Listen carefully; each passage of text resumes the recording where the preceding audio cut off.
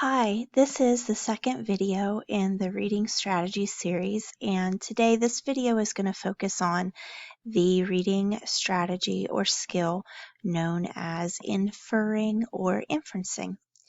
So when we think about inferring, we got to think about what does that mean. So good readers have the ability to make connections about what they are reading um, deeper than what is written.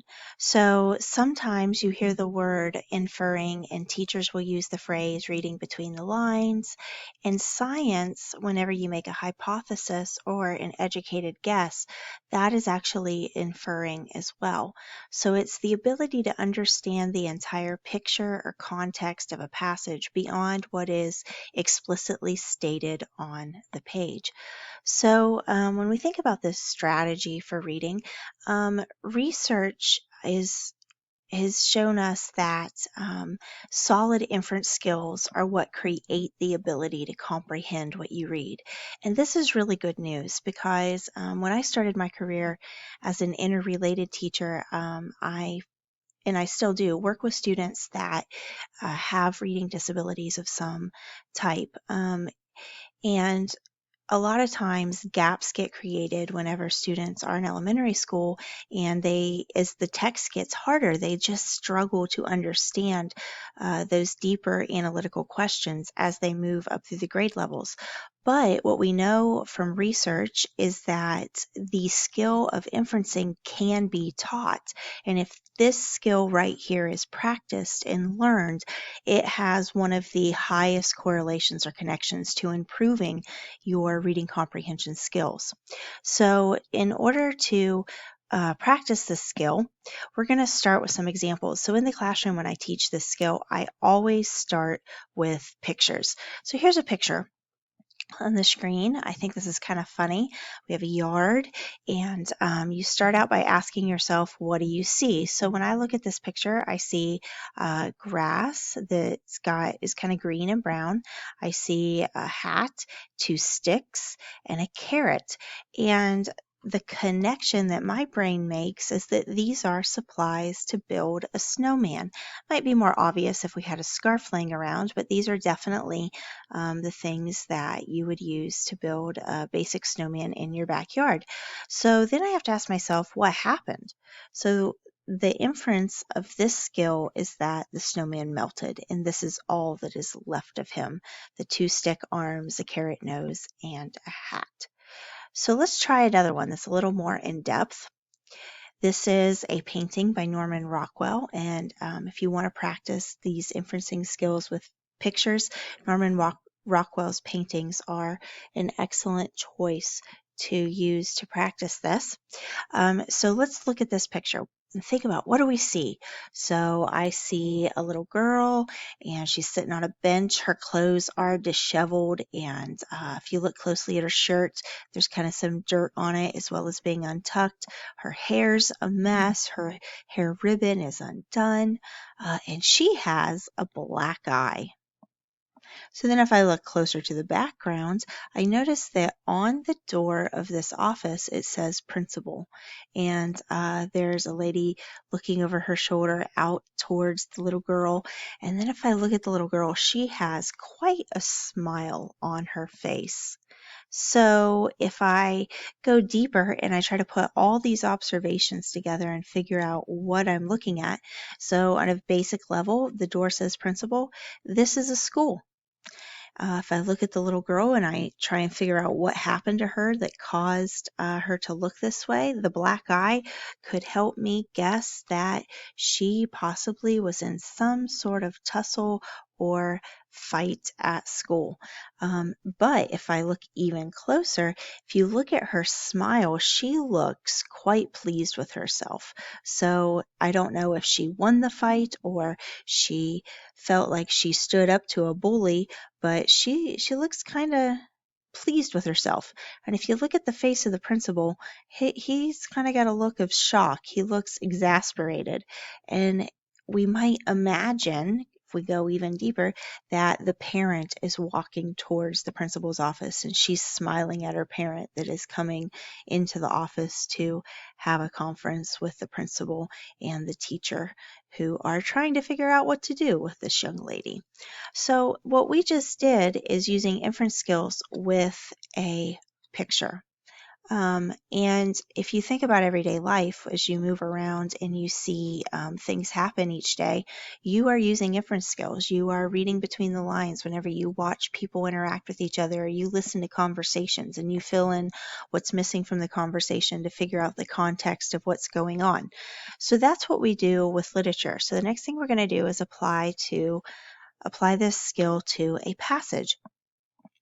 So this is a very short passage. This is the opening paragraph from a short story entitled The Gift of the Magi by O. Henry. So it starts off, it says, $1.87. That was all. And 60 cents of it was in pennies. Pennies saved 1 and 2 at a time by bulldozing the grocer and the vegetable man and the butcher until one's cheeks burned with a silent imputation of parsimony that such close dealing implied. 3 times Della counted it, $1.87, and the next day would be Christmas. There was clearly nothing to do but flop down on the shabby little couch and howl, so Della did it. All right, so as this story starts off, I have a scenario of a lady named Della who is obviously upset about something. So if I move through the passage and I start looking at what I need to make inference skills about, the first thing that's mentioned is money, $1.87. I know that that's not a lot of money. And then it goes deeper and says that 60 cents of it was in pennies, and these pennies were saved 1 and 2 at a time.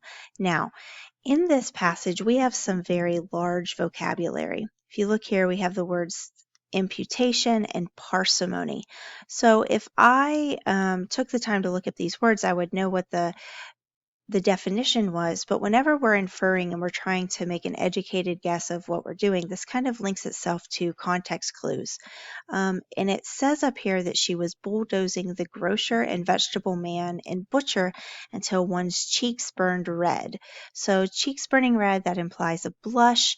You blush when you're embarrassed or flustered. And bulldozing, this kind of implies, this helps me imagine that she has been haggling prices with wherever she gets her groceries. And she's counted this money 3 times. She has scrimped and saved to save it up, and it says the next day would be Christmas. And she's very upset by that. So let's think about what Christmas would have to do with making someone upset with only having $1.87. Using my inference skills, I can assume that she's upset because she does not have money for Christmas presents. This story takes place in the late 1800s, early 1900s, and $1.87 is worth more then than it is now, but it was still not a lot of money. So she is obviously upset by the fact that Christmas is upon her and she has no money for gifts.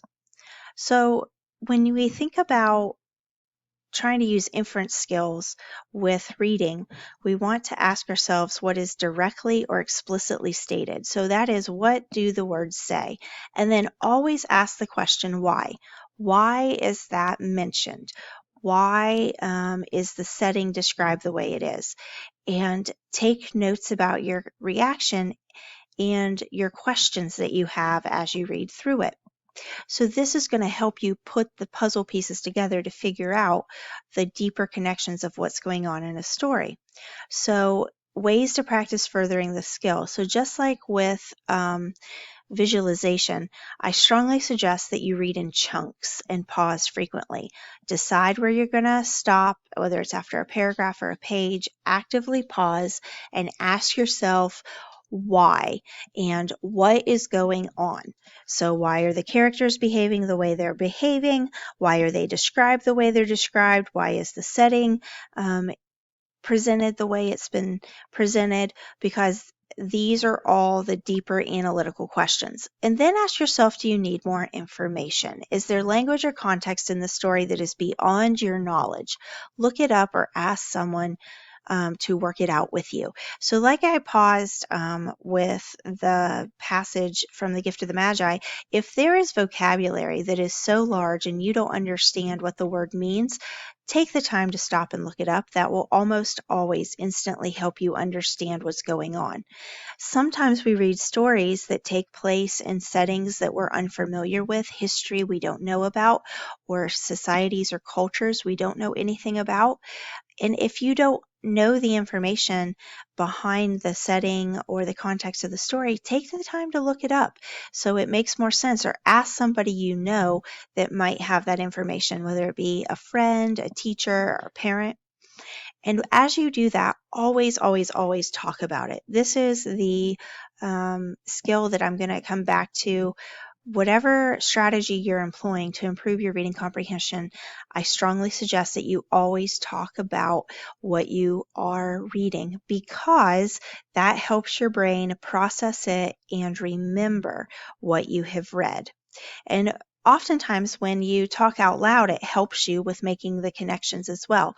So think of it as a mystery to be solved. Your mind views the world as a puzzle. Every single day, your brain has to process information from thousands of different angles. And inferring at a very basic level is the ability to put all those puzzle pieces together. To improve reading comprehension, practice applying those skills that you use every single day to what's written on a page. I always tell my students that they have this skill. They know how to do this, whether they realize it or not. We just have to take the skill from what you imply when you interact with people and reading people and social situations. That same skill, we want to take it and apply it to situations and characters and things that we read on a page. So I have some suggestions for practice. So this is for students that want to go further, or for teachers who want to know what passages or books that I personally use. For students that are struggling, I always, always start with pictures. Anytime I do this skill, whether it's a novel we're doing together or a short story we're doing together, I always try to start with pictures to get kids thinking about looking deeper at connections and how things work together. And so a book that's fantastic for that, a picture book, is Voices in the Park by Anthony Brown. A lot of people are familiar with it. If you're not, it tells the story of a day at the park from 4 different voices, 4 different perspectives. And the pictures tell the majority of the story. So they help understand the perspective of each narrator. So getting students to look deeper at how that works, how those pictures tell a story, and what you can infer from how the pictures are presented. Another book that I love to use for inferencing is The Giver by Lois Lowry. It's a fantastic dystopian novel, and it's told through this perspective of a 12-year-old boy.